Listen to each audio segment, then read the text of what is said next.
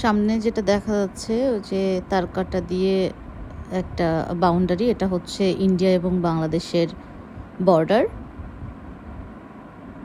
আর আমরা ট্রেন থেকে নেমেছি জয়পুরহাটে। জয়পুরহাট থেকে এখন আমরা অটোতে করে যাব হচ্ছে পাহাড়পুরের উদ্দেশ্যে। এখন আমরা স্টেশন থেকে বের হচ্ছি, বের হয়ে এটা হচ্ছে জয়পুরহাট স্টেশন। এখান থেকে বের হয়ে আমরা অটো নিব, অটো নিয়ে যে আমরা মাঝখানে আমরা 45 মিনিট অটোতে ছিলাম, এখন আমরা পাহাড়পুরে ঢুকতেছি। পাহাড়পুরে এটা হচ্ছে অটোতেই আমরা পাহাড়পুরে যাচ্ছি। বাইরে থেকে পাহাড়পুরের দৃশ্যটা হচ্ছে এরকম। এই তো আমরা এখন পাহাড়পুরের ভিতরে ঢুকে গেলাম। এখন আমরা আশপাশটা একটু দেখব। আজকে আমরা এখানেই থাকবো, আজকে আমরা এখানে থেকে কালকে আমরা ঢাকার উদ্দেশ্যে রওনা দিব। কিন্তু আজকে আমরা এখন একটু রেস্ট নিব, রেস্ট নিয়ে তারপরে আমরা এখানে আরও কয়েকটা সাইট আছে, আরও সুন্দর সুন্দর কয়েকটা জায়গা আছে, ওগুলোতে যাব। এখন আপাতত আমরা ভিতরেই একটু ঘোরাঘুরি করব, একটু রেস্ট নিব।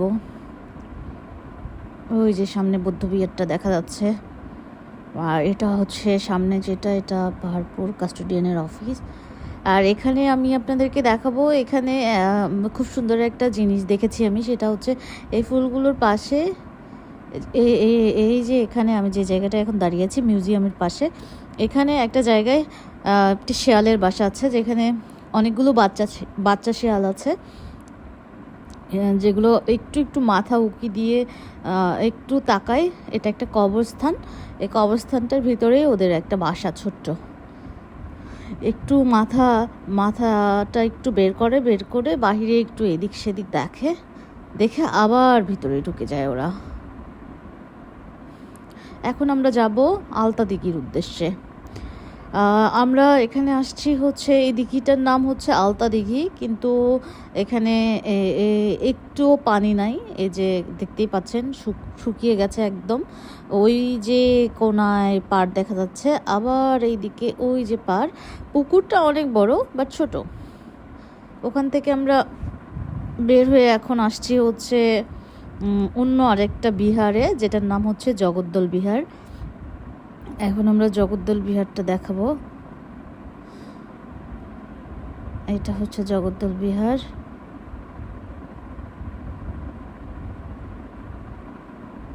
এই যে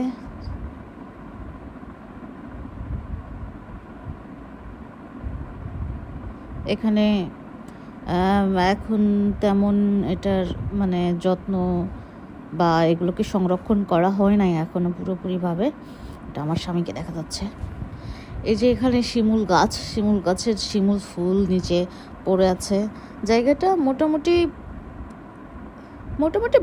মানে বড় বলা চলে না, বাট মোটামুটি আছে, খারাপ না আর কি, বেশি ছোটও না, বেশি বড়ও না, বেশি ছোটও না। আর এখানে আমার হাজব্যান্ড আমাকে ডিটেলসে বলছিল, আমি ওকে জিজ্ঞেস করছিলাম এটা কেন ওটা কেন, আর ও আমাকে পাথরগুলোর ডিটেলস বলছিল, কোন পাথরটা কিভাবে আসছে বা কিভাবে আসতে পারে এখানে, এগুলো আর কি বিস্তারিত বলছিল।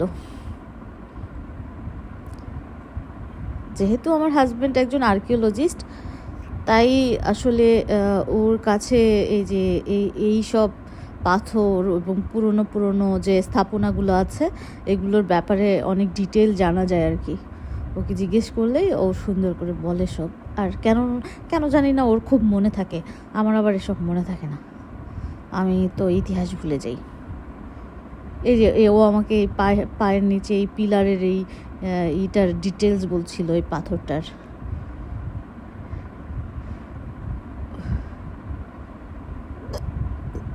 এবং এই বিহারটার বিস্তারিত আমাকে বলছিল।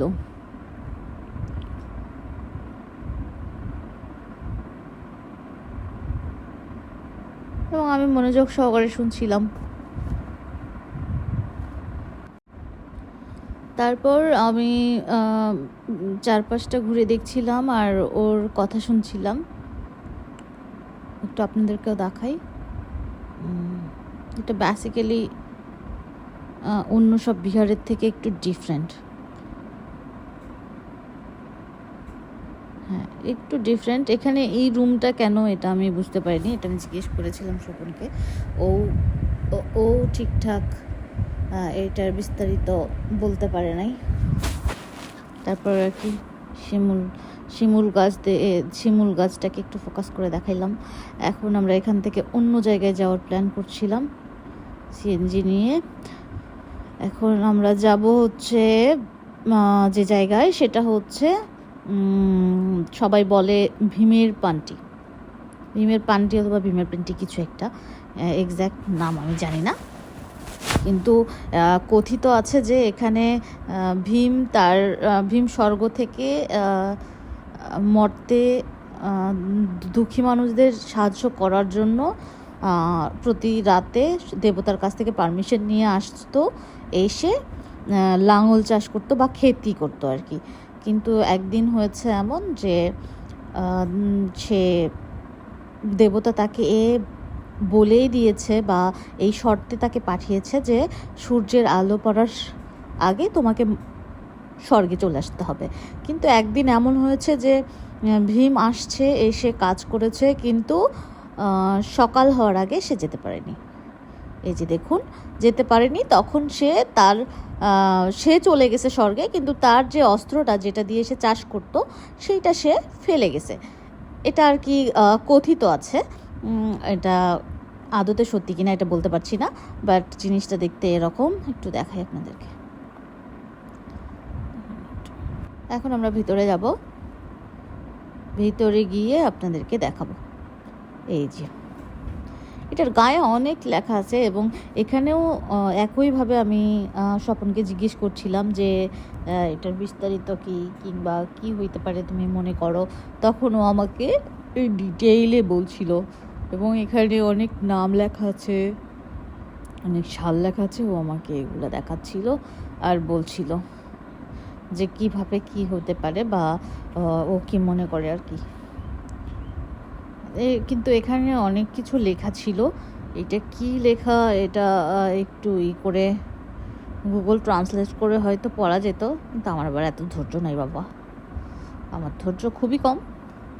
আমার এত ধৈর্য নাই যে আমি এটাকে ট্রান্সলেট করে আবার পড়বো। আমি স্বপনকে একটু জিজ্ঞেস করেছিলাম, তারপরে ও আমাকে একটু ডিটেলে বলতে চাইছিল, আমি একটু শুনি নাই, কারণ আমার যেহেতু ধৈর্য কম। এই আজকে আমাদের এটাই লাস্ট লোকেশন, ভীমের পান্টি। এটার পরে আমরা আবার চলে যাব, পাহাড়পুরে চলে যাব, কারণ আমরা আজকে রাতে পাহাড়পুরেই থাকবো। এবং আমাদের এই যে ঘোরা শেষ করে এখন আবার আমরা পাহাড়পুরে ঢুকতেছি।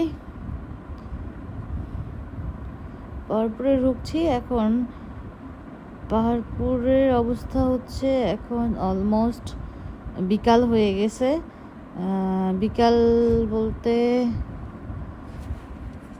সূর্য অস্ত যাওয়ার মানে আরে একটু পরে অস্ত যাবে আর কি। এখন যে আমি আপনাদেরকে একটু যতটুকু পারি ততটুকু একটু ঘুরে দেখাবো।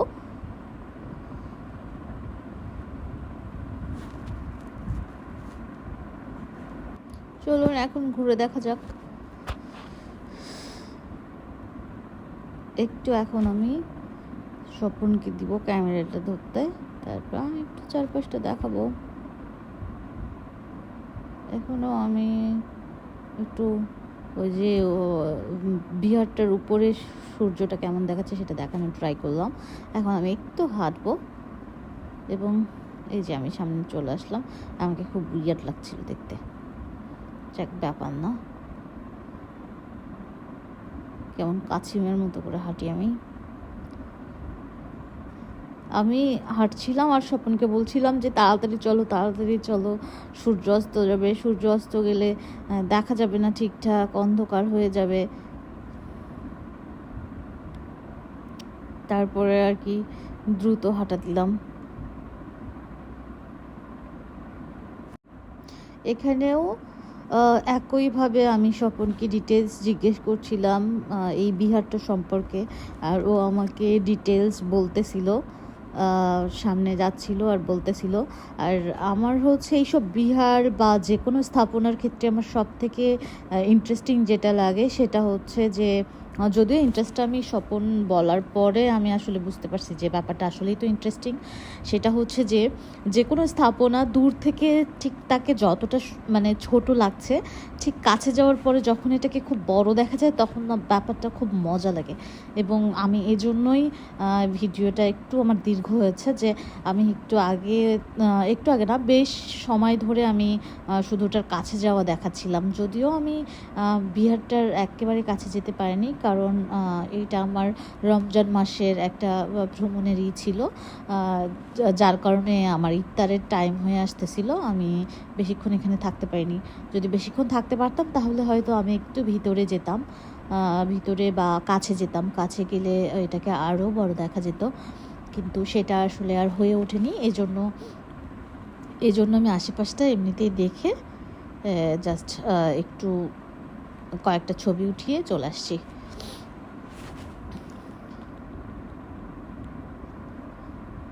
তবে এই এই বিহারটার সম্পর্কে বিস্তারিত মানে যখন অন্য কারো মুখে শুনি তখন আসলে খুব ভালো লাগে।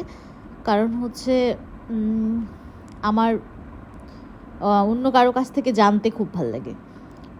কেউ এটার বিষয়ে জানে, তারপরে সে আমাকে একটা ছোট্ট করে একটা ব্রিফ দিচ্ছে। তবে আজকের মতো আমার ঘোরা এখানেই শেষ। ভালো থাকবেন সবাই, টাটা।